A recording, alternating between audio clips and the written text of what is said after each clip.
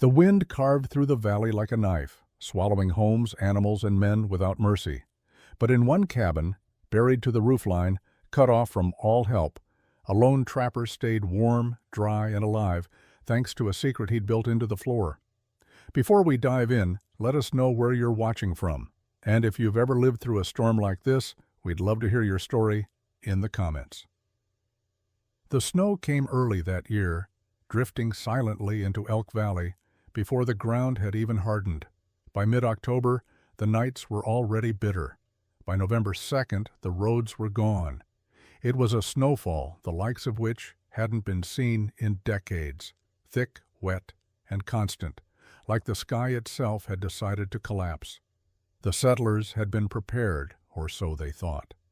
Firewood was stacked against cabin walls, cellars stocked with potatoes, salt pork, and flour. Livestock had been penned and their shelters reinforced.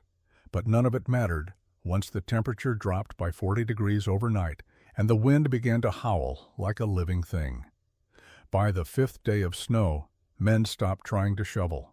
The drifts were shoulder high, the doors iced shut. Horses died where they stood, frozen mid-step with eyes still open. Chimneys clogged with snow and ice, choking fires and filling cabins with smoke. People were trapped not by walls, but by nature itself. And no help was coming. The telegraph lines were down, and the nearest town was 3 days' ride in good weather. Yet on the ridge above the valley, a faint curl of smoke continued to rise, steady and strong. A single cabin, half buried in snow, sat silent and warm, and inside it Abram Cain poured a ladle of hot stew into a tin cup, unbothered by the world outside. Abram had never been quite accepted in Elk Valley. He lived alone, came to town only twice a year, and asked questions that made others uncomfortable. He once spent an entire evening in the general store measuring the width of stovepipe elbows and sketching airflow diagrams on brown wrapping paper. When someone asked why, he said only, "Snow suffocates more folks than fire." The townsfolk called him eccentric, a little off, maybe even cursed. But no one denied he was clever. His cabin, set back against the tree line where the slope rose just enough to keep it dry, was built with odd angles, and a chimney they swore pointed the wrong way. Still, it never leaked, and it never smoked back. When the snow finally stopped on the 12th day, most of Elk Valley was entombed. Roofs had collapsed, cellars were flooded, children were coughing, and men with frostbitten fingers were praying into their sleeves. It was then and only then that someone looked up toward the ridge and said aloud what they'd all been thinking. "Cain? He's still up there, ain't he?" Long before the storm, before the cabins had sunk into the snow, before the word eccentric had softened into a whisper behind. His back, Abram Cain, had already chosen to live apart. He wasn't raised in Elk Valley. He'd wandered in 12 winters ago, dragging a hand-built sled and wearing a coat stitched from 6 different animals. He didn't say where he came from, only that he followed the freeze. When asked what he meant, he'd simply shrugged and said, "You can learn more from a snowbank than a man." He settled on the southern ridge, not the flattest land, but high enough to see the whole valley. He built his cabin slow, starting in spring and not finishing until the fall of the following year. Every beam was hand-selected, every stone placed by instinct. He dug something strange beneath it, a chamber or a pit, people assumed, and lined it with flat rock he carted up from the creek bed a mile away. Children dared each other to sneak close and spy, but no one ever got a look inside. He asked questions at the trading post, not about gossip or weather, but about condensation, wood swelling, and air circulation. He once bought every length of canvas and 2 barrels of pine pitch, then haggled for 6 feet of stovepipe he never seemed to install. "Man's not right," one of the ranchers had said. "He's building a bunker, I bet." "Against what?" someone asked. Cain didn't answer that either. But every storm that passed through the valley brought the same observation. Cain's roof never lost a shingle. His smoke curled clean into the sky. And when spring thawed the roads, Cain always looked the same, unbothered, unshaken, and always alone. The children came to call him the Bear in the Hills. He wore thick furs, walked like a man with no reason to hurry, and disappeared into the woods for weeks at a time. When he spoke, which wasn't often, he chose his words like tools, only what was needed, nothing more. Still, he was no hermit. He traded fair, paid in full, and once stitched up a neighbor's hand when the doctor couldn't get through the pass. He never asked for thanks. He's strange, people would say, but not dangerous. No one realized the line between strange and genius is often only drawn after the proof is seen. And it would take the worst storm in 40 years to show them what Cain had known all along. When snow falls like judgment, only the buried survive. The story Abram never told anyone, not fully, began 17 years earlier, 2 mountain ranges west of Elk Valley. He'd been part of a small trapping crew that winter, a tight-knit trio, riding the high country late in the season.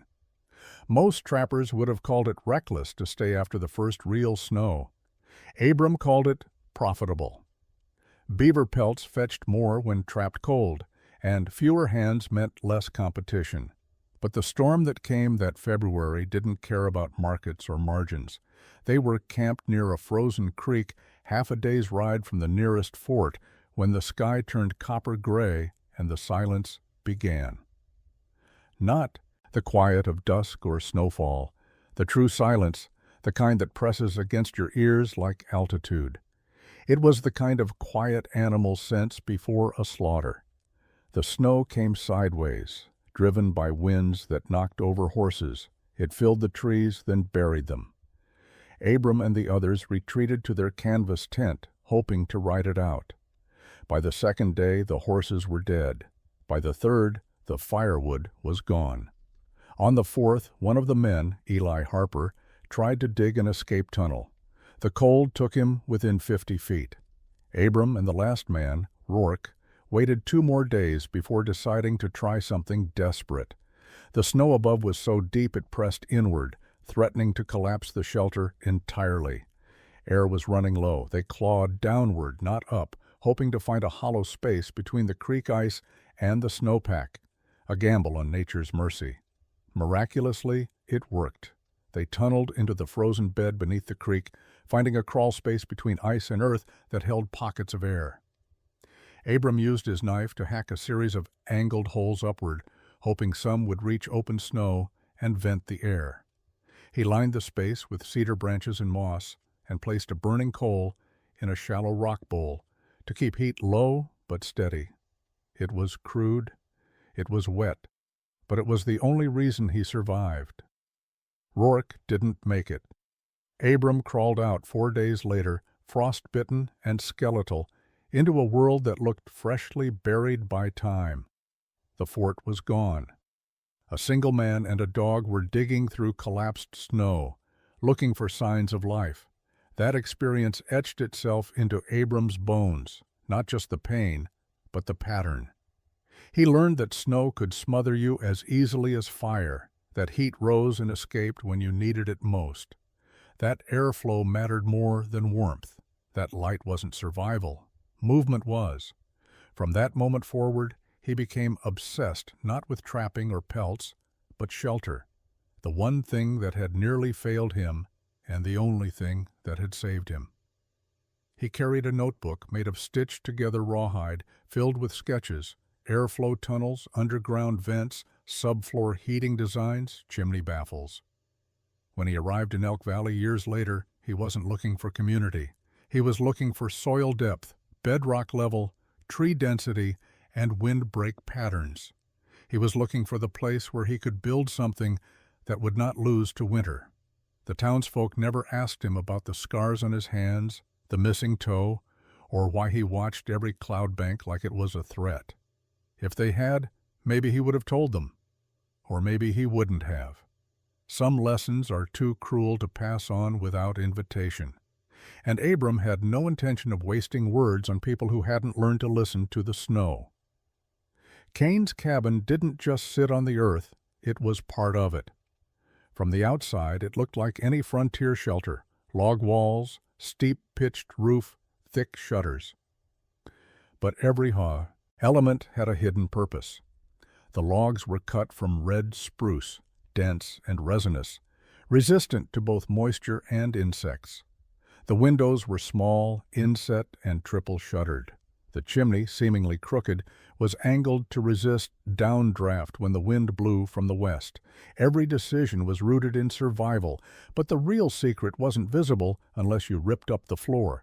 Beneath the thick log planks, laid tight enough that no mouse could pass between them, Kane had dug a chamber.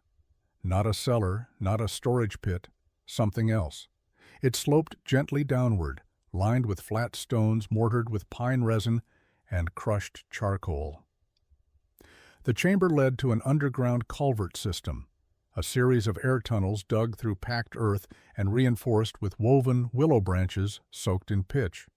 One tunnel angled toward the north tree line. Another led east toward a spring he'd diverted underground. The design was inspired by things he'd studied in old engineering books he once scavenged from a burned-out trade post: Roman hypocausts, Mongolian ground shelters, things most frontiersmen never knew existed. Above the chamber, Kane had installed a subfloor, a raised platform supported by short stone pillars. The space between the floor and the stone chamber acted like a thermal battery. During the day, even faint sunlight and his small fire heated the stone. At night, the heat radiated back upward, keeping the cabin floor warm long after the fire went out. He placed water pots along the stone walls to stabilize humidity. The spring-fed channel meant he had clean, unfrozen water year-round. And the vent tunnels, with their calculated angles and depth, ensured constant airflow without letting snow block the inlets. Most remarkable of all was how quiet it was. Even in the middle of a gale, Kane's cabin stayed eerily still. No rattling shutters, no howling flues, just the faint hum of breath against stone, like the earth itself was exhaling. The cabin didn't fight the storm, it flowed with it. When he'd first drawn the design in his rawhide notebook, people had laughed. Too complicated, too fancy for a trapper. They didn't understand what he was building. It wasn't just shelter. It was insulation, circulation, autonomy. It was a way to live without needing the outside world, not in defiance of it, but in harmony with its cycles. The only downside was time. It had taken Kane nearly 3 summers to complete. Every rock hauled, every tunnel dug by hand. He'd missed 2 trapping seasons and lived mostly on dried venison and root vegetables. But when the great storm came, and snow climbed over rooftops like a rising tide, Abram Kane sat in silence beneath his floorboards, sipping warm water and listening to the muffled roar above. And somewhere deep in his bones he felt no fear, just quiet satisfaction. He had done what no one else thought necessary, and that had made all the difference. By the 7th day, the wind had a voice. It wasn't the whistle or groan most storms carried. It was something deeper, guttural, like the breath of an enormous beast crawling down the valley. It bent trees until they snapped. It drove snow sideways in sheets that burned the skin. Doors froze shut from the inside. Wood piles vanished under drifts overnight. Chickens froze to the ground. By the 9th day, no one in Elk Valley was opening doors anymore. They were digging down, through attics, through chimneys, through windows barricaded with quilts, trying to find air, trying to find sky. The only thing louder than the wind was the silence between gusts, a silence that made you afraid to speak in case it didn't return. Cabins built by good hands and hard work buckled under the weight. Roofs bowed and in some cases collapsed entirely. The weight of snow pressing down mixed with smoke, trapped inside, made the air near toxic. Families moved into root cellars for warmth, but those filled with damp and frost. A child died on the 8th night, the smallest Cartwright girl, just 6. The fever came quickly, and the mother never stopped apologizing, even after the storm buried their door so deep she couldn't carry the body out. And through it all, Abram Cain's chimney smoked steady. At first, folks didn't think about him. They were too busy keeping fires lit and children breathing. But as days passed and the food ran low, some began looking toward the ridge, past the drifting haze, to the small, steady trail of gray smoke curling up into the frozen sky. "Cain's still up there," they said again. No one saw him. No one had since before the storm hit. But his cabin hadn't vanished under the snow. It had invited it. Swallowed it. His roof was visible only by shape now, a soft ridge beneath the drifts, like the spine of some buried beast. A few men considered trying to reach him, but every time someone stepped outside, the wind reminded them who was in charge. So they waited. They wrapped feet in rags and huddled in the dark. They rationed flour and burned chairs. They whispered about mistakes, about pride, about how they'd laughed when Cain had built his cabin into the ground like a badger. Now the joke was gone. By the 12th day, it wasn't about pride anymore. It was about who was still breathing. And when the wind finally fell still, like a curtain dropped on a stage, the valley held its breath. The sun rose on a white graveyard, chimneys broken, doors buried. But on the ridge, that same ribbon of smoke kept curling skyward. And Cain, inside, was just finishing breakfast. Cain waited 2 full days after the snow stopped before he opened his door. Not because he was trapped. The door swung inward, and the tunnel vents had stayed clear. But because he knew the snow wasn't done settling. He'd spent a lifetime watching storms lie. It was noon when he finally stepped out, wrapped in oilcloth and fur. The snow reached nearly to the top of his windows, now just blisters on a white ocean. He moved with practiced grace, snowshoes already strapped and axe slung across his back. He didn't rush. He didn't panic. He moved like a man walking into a known future. The first cabin he reached was the Mullers. Smoke hadn't risen from their chimney in days. He found them inside, wrapped in quilts, their fire long out. Mrs. Muller's fingers were blackened. Her husband coughed blood, but still managed a hoarse laugh when he saw Cain. "Figured you'd outlast all of us." Cain didn't answer. He just handed them a wrapped bundle of smoked venison and a jug of clean water, then climbed onto the roof to clear the vent. By nightfall, he'd reached 4 more homes, the Cartwrights, the Weller boys, and the tiny Rusk family cabin where the baby had survived, miraculously, by being wrapped in 3 rabbit pelts and placed inside a flour bin. Cain brought wood, food, clean rags soaked in pine tar, and silence. He didn't give sermons. He didn't ask for praise. He just showed up. Each stop revealed the same story. Good people, decent builders, undone by a storm that broke the rules, doors frozen from the inside, chimneys clogged, walls sweating with trapped breath. Cain listened as they told him their stories, whispered, shaky, of what they'd heard outside, what they thought they'd seen, what they feared in the dark. He didn't offer comfort, but he offered instructions. Seal here, vent there, insulate under, not over. He pointed to cracks and called them by name, told them where heat escaped and where it pooled. He explained that warmth was a cycle, not a destination, that heat rises, but life stays low. Some wrote his words down, others just stared at him, eyes wide, like they were seeing something they'd once laughed at and now couldn't afford not to understand. By the end of the week, the valley had begun to thaw, not in temperature, but in spirit. And the man they once called strange, the one they watched from a distance, was now the first name spoken around every fire. Not Cain the loner, just Cain. The man who knew something the rest of them had forgotten, that in the face of winter's teeth, survival doesn't come from fighting harder. It comes from building smarter. When the snow finally softened enough for wagons to creak and boots to find ground again, the valley changed, not all at once. Not with speeches or town meetings. The change came in glances, in quiet nods, in the way men lingered longer when Kane passed by with his sled. For the first time since arriving years ago, Kane wasn't the strange man on the ridge. He was the man they needed to understand.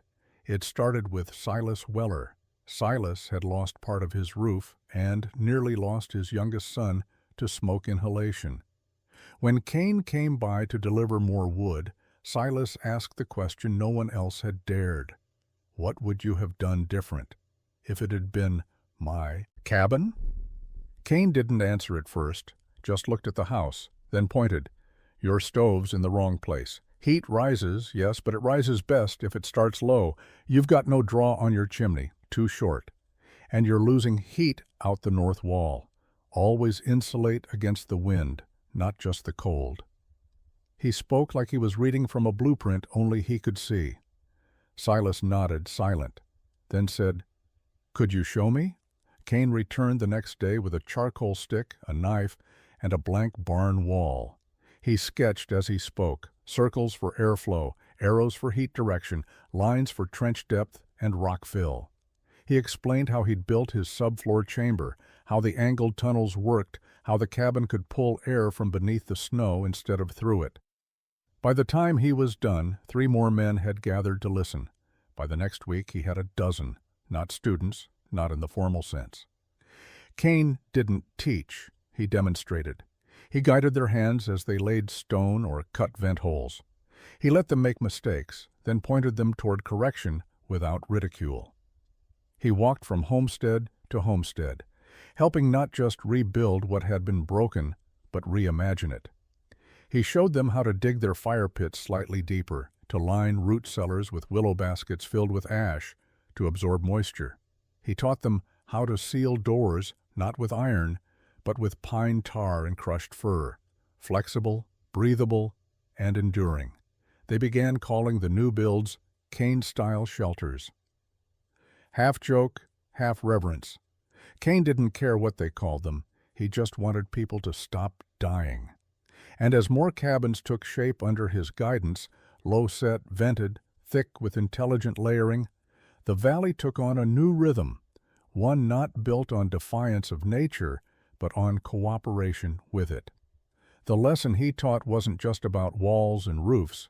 It was this: you don't survive the frontier by braving it harder. You survive by listening to it better. And for the first time, Elk Valley was ready to listen. It came in late February, the second blizzard. Not as long as the first, not as bitter, but sudden, sharp. Like winter's way of checking to see if the valley had actually learned anything. The snow fell sideways for 2 days. Wind tore across the frozen treetops. Temperatures dropped 20 degrees in hours. Chickens vanished in the whiteout. Livestock shelters groaned under the weight again. But this time, something was different. The cabins didn't smoke back. Doors didn't freeze shut. Fires didn't choke and die. In the new Kane-style shelters, warmth radiated upward from stone floors. Water jugs stayed liquid. Snow piled high on roofs, but vents kept pulling air slow and steady, like deep breaths beneath a wool blanket. People sat close to their fires, not shivering in silence, but watching, amazed. For the first time in their lives, they weren't fighting the storm. They were riding it at. The Rusk homestead, the father kept checking the windows, sure they'd fog or freeze, but they didn't. His wife laughed and called him paranoid. He grinned and whispered, "We're warm. And we didn't even burn half our wood." At the Weller place, the boys took turns checking the new vent slits Kane had taught them to carve. No clogs, no ice, just a soft hiss of air, constant and comforting. Even the Cartwrights, who had lost a daughter during the last storm, felt something close to peace as the blizzard howled past their cabin, a cabin rebuilt from the foundation up, with Kane's hands laying the first stone. By the end of the storm's second day, no one had frozen. No one had run out of air. No one had died. The news spread quickly, not through formal word, but through shared relief, through quiet looks and full fires, through the realization that the impossible, safety in the heart of winter, had become normal. People started saying strange things like, "It's like sleeping underground, only warmer," or "The house breathes better than I do."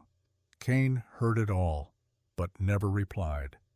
Instead, he stood alone on his ridge, watching the smoke trails curl into the sky from homes he'd helped reshape.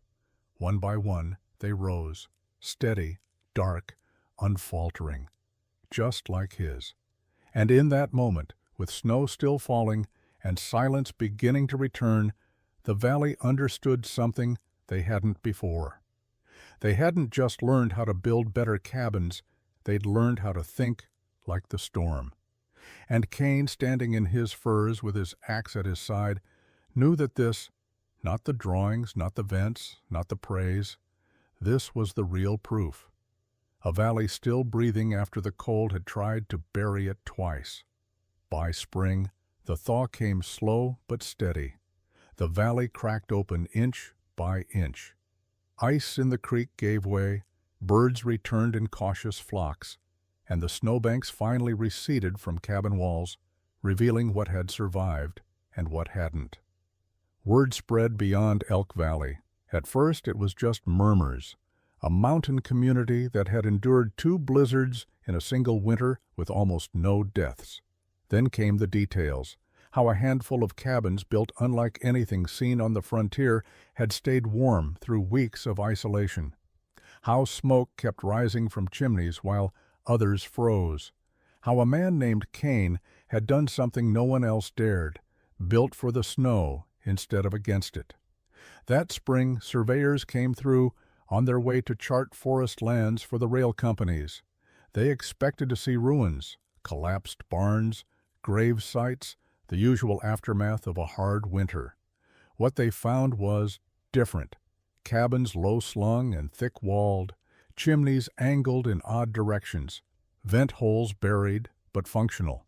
Some homes with shallow stone steps descending into partially subterranean floors, water sources rerouted and stored in sun-warmed clay tanks tucked under eaves, and people, healthy, scarred, alive, with stories too consistent to dismiss. The surveyors stayed a night, took notes, sketched diagrams, asked to speak with Cain. They found him behind his cabin, sharpening an adze beside a new trench he was digging. One of them, a man named Braxton, approached like a priest entering a chapel, respectful, curious, unsure what rules applied. "You're Cain?" Cain nodded. "Sir," Braxton said, we've seen a lot of cabins, but yours—" He trailed off, not sure how to finish. Cain looked up, the edge of his tool glinting. "They stayed warm, didn't they?" "Yes, they did. We'd like to, well, understand it. Maybe write about it. Bring the knowledge elsewhere." Cain wiped his blade clean and stood. "It's just shelter," he said. "Built like a tree, buries its roots, nothing more." The men waited, unsure if that was dismissal or permission. Cain didn't elaborate. He didn't need to. What he'd built, others were already replicating. Not exactly, perhaps, but closely enough. The principles were simple once seen. Use the land. Trap the heat. Let the house breathe like a body. Prepare as if help will never come. Settlers in nearby towns started asking for Cain-style blueprints. A traveling tinker drew sketches from memory and sold copies for 50 cents apiece. A missionary heading west carried notes from a valley elder who wrote, "This saved my family. Share it where you go." Cain never charged a cent. He never wrote a book or gave a lecture. When people came to ask, he showed them. If they listened, he helped them build. If they didn't, he shrugged and kept working. He never called it an invention, never claimed ownership. To him, it was survival, and survival belonged to everyone, and that was the thing no one could replicate. Not just the cabins, but the way he gave them away. Cain died quietly, the way he had lived. It was the winter of 1872. The storm that year was nothing like the ones before, just a polite, whispering snow that blanketed the hills and bowed the trees without malice. Cain had felt it coming. He'd stacked wood higher that fall, cleared his vents twice over, and sealed the lower tunnel entrances with extra pine pitch, not because he feared the cold, but because he'd learned to respect it. Neighbors said they saw him walking the ridgeline in late November, looking out across the valley with his hands behind his back, like a general surveying a peaceful battlefield. He passed in his sleep in mid-January, wrapped in fur, a fire still burning low in the hearth. The discovery came from young Tom Weller, now grown, who had brought up venison in exchange for a sharpening stone Kane had promised him. He knocked twice, got no answer, and entered to find the old man sitting in his chair, as still as stone, hands folded, eyes closed. The fire popped gently. A pot of water steamed faintly. The room was warm, peaceful. They buried him on the ridge just east of his cabin, where the land sloped toward the rising sun. There was no minister, no speech. Just 30-odd valley folk standing in silence, hats in hand, breath misting in the cold. They carved a marker from a thick pine slab. Abram Kane. He listened to the snow and taught us how to breathe beneath it. In the years that followed, his cabin was kept up but never lived in. No one dared change it. Children from the valley would hike up in late fall, just before the first snow, to clear the chimney vent and dust the steps. Some left notes in a tin under the door, sketches, thanks, questions. One girl wrote, "We built ours like yours. Papa says it saved Mama's life." In time, settlers came west in greater waves. Some passed through Elk Valley, some stayed. A few scoffed at the low-built cabins, the strange chimneys, the buried vents. Others copied them and thanked God for the design during their first hard winter. Historians eventually pieced together the Kane method. Some tried to name it after others. But in the valley, everyone knew. They knew the truth had been carved by hand, not invented. Lived, not claimed. Kane's legacy wasn't brick and timber. It was understanding. That survival on the frontier wasn't just strength or steel. It was adaptation. It was quiet ingenuity. It was knowing when to bend like snow-laden branches and when to root deep like stone. Generations later, long after railroads came and cabins gave way to wires and modern roofs, Kane's cabin still stood, half sunken into the hillside, chimney intact, vents whispering through pine-scented air. The last snow of every winter always fell softest there, and sometimes, just sometimes, when the wind howled down from the ridge and rattled the newer homes below, an old settler would nod to the hills and murmur, "He warned us, he showed us, and he's still up there, listening."